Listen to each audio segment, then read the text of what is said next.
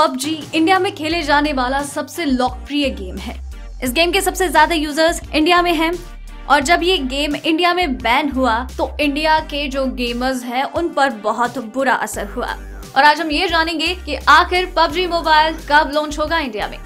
इस गेम को तब बैन किया गया था जब भारत और चीन के बीच के जो विवाद थे वो बहुत ज्यादा बढ़ गए थे और सुरक्षात्मक ढंग से देखते हुए सरकार ने कई चाइनीज ऐप्स को बैन किया था। इसके बाद लगातार ऐसे 3 मौके आए हैं जब भारतीय सरकार ने चाइना की कई ऐप्स को बैन किया है। जब से इस ऐप को बैन किया गया तब से इंडिया के जो पबजी गेमर्स हैं उनको इस गेम का बड़ा ही बेसब्री से इंतजार था और उस इंतजार को खत्म करने के लिए पबजी, जो कि एक कोरियन कंपनी है, उन्होंने इंडिया में पबजी मोबाइल इंडिया नाम की एक कंपनी भी चलाई है और उसका रजिस्ट्रेशन भी इंडिया में करवा लिया है। इसके अलावा पबजी मोबाइल इंडिया की वेबसाइट को लाइव कर दिया गया है। कंपनी इसके कई टीजर भी जारी कर चुकी है। बस गेम के ट्रेलर लॉन्च की उम्मीद है कि जो कि जल्द ही आने वाला है।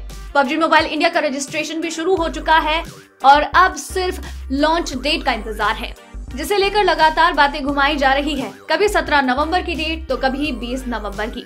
नवंबर का महीना खत्म हो चुका है और अब दिसंबर आ गया है और सभी गेमर्स को इसी बात का इंतजार है कि आखिर कब पबजी मोबाइल इंडिया में लॉन्च होगा। और इसे लेकर लगातार कई सारी खबरें भी सामने आ रही है।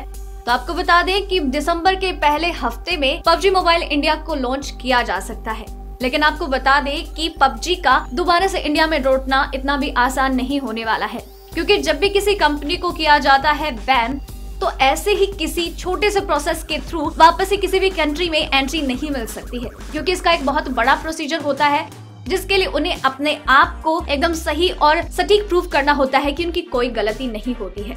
क्योंकि अगर ऐसा ही होता कि एक नई कंपनी बनाकर कोई भी किसी भी कंट्री में वापस से आ सकता है तो अभी तक जितने भी ऐप्स बैन हुए हैं उसे देखते हुए तो कभी भी कोई भी कंपनी नई कंपनी बनाकर इंडिया में वापसी कर सकती है, लेकिन ऐसा नहीं हो सकता है। इस पूरे काम में एक लंबी पूरी प्रक्रिया का सामना करना पड़ता है, तब जाकर सरकार से अप्रूवल मिलता है और फिर उस कंपनी की इंडिया में एंट्री होती है।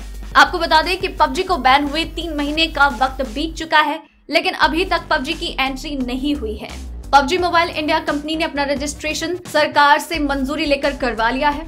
साउथ कोरिया की पबजी कॉर्पोरेशन ने भारत में पबजी इंडिया प्राइवेट लिमिटेड से कंपनी बनवाई है और उसे रजिस्टर्ड भी कर लिया है।